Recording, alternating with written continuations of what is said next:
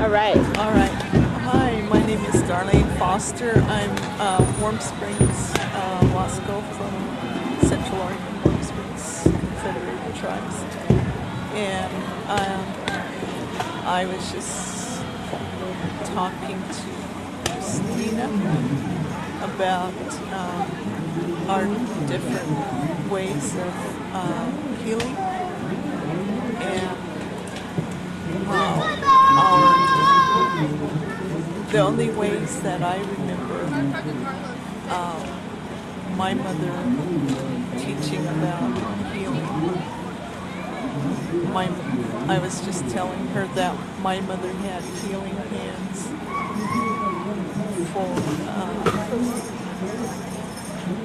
She used to help ladies that would come to her that had placenta, and she knew how to help them by massaging them and getting the placenta out of the way, and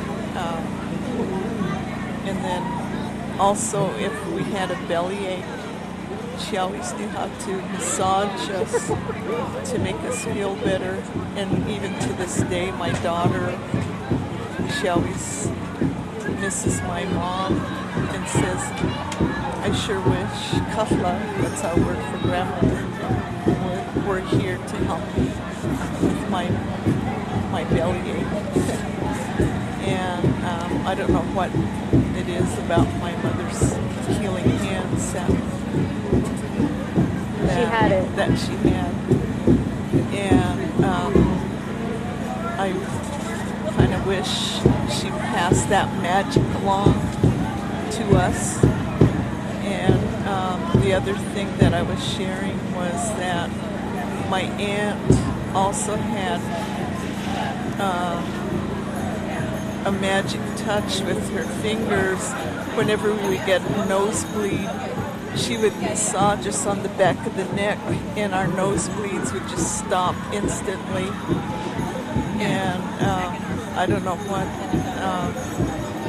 what that was, but it worked. Yeah.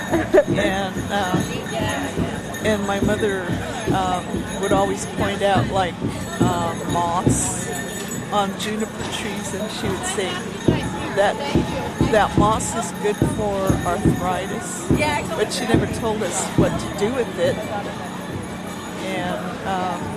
And then she'd also say that particular juniper, if you boil it and make tea out of it, it's good for pneumonia. And then she said that huckleberry juice was good for your eyes. And those were just some of the things that I can remember her passing along. That's really beautiful. So those are just some of the things that I remember. The traditional, healing ways. Yeah. Yeah. And do you think that our future youth and our future people will carry that on? I really wish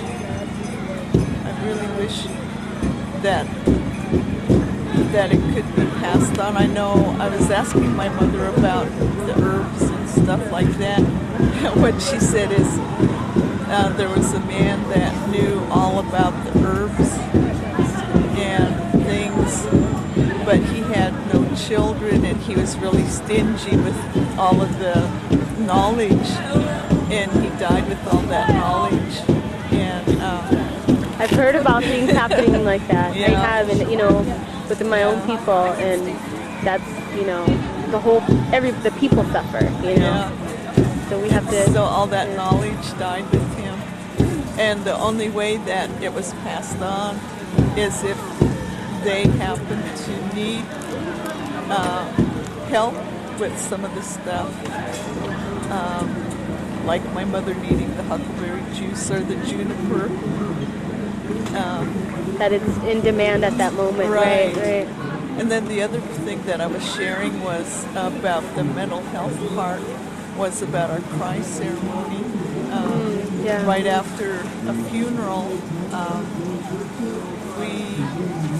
when we gather, right after the burial service, we gather in the longhouse, and we bring out all of the mementos of a person, and talk about.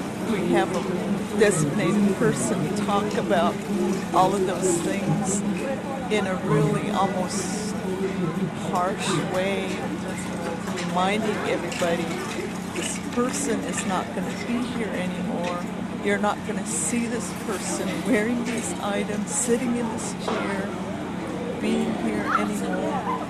And I know when my brother and I talked about that, we said it's like a sliver. If you don't remove that sliver, grief is like a sliver. If you don't remove that sliver, it's going to fester and get infected. And that's how our grief is. And that's why our pride ceremony is so important. And we always felt that that's why the pride ceremony was so important in our tribe, because I feel as I look back on it, that's why we didn't need mental health people. In fact, all of our ceremonies during the funeral took care of the people. Anyway, that's all I can think of right now. Thank you, Darlene. I really appreciate it. All right. And thank you for, sharing really, really amazing, medicine in itself, medicine in the oral way, I appreciate that. Thank you. I'm the lead singer for Four Directions Drum, and I reside here in Aurora, Oregon. We're in Beaverton. I reside in Aurora, Oregon. So, Harold, thank you for being here, for taking your time out and sharing with people, how you interpret your traditional healing, and why you think it's important for natives even to this day to continue that. I appreciate you doing this. Pretty much what I do in my life is I work with people on drumming and singing, and my way of healing is the healing of the spirit. And so when we sing for the spirit of the people, of what happens on the floor. We sing for people that can't do it anymore, can't go out, but it helps their spirit. It helps them feel good for the next time that they hear us again. We have a drum group that travels all over, and that's our healing for ourselves as well. So when I work with people on the drum, I help them to learn about the feelings that we put out there. We always have to have good feelings. We also always have to keep away the drinking, the using, all that kind of stuff away from our drum, because that's a big piece of what makes us who we are. Is that we keep that negativity away from what happens around the floor that helps the floor feel good. The spirit of the floor. The community. Right. Yeah. And our feelings, when we're doing it, we always have to have good feelings on the drum. So it's kind of like when you're a child and you feel the energy of your parents telling you off. Well, that's the same thing with our drumming. They can feel negative energy. If there's things going on around the drum, it's going to go out to the floor. And even though the people don't know what's happening, it's there. The energy is there. And I believe for us that we have to keep a pure energy, pure spirit within our drum. Otherwise, the feeling on the floor won't be strong. And it will reflect everybody? It reflects on everybody. Yeah. It kind of. So I always the ripple effect? So a big piece of it is we keep good energy. It starts off at our drum, and then it just continually goes out and pulls people back in.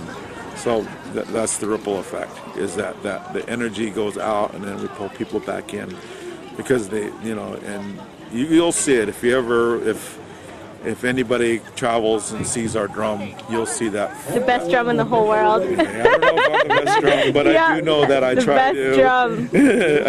I do try to be strong for the people. Yeah, it shows, Harold. And it's hard. Yeah. And I love you. What nation are you from, Harold? Nez Perce. Nez Perce. Nez Perce, Yakima, and Flathead. Woo, la, la, la, la. Thanks, Harold. You're awesome.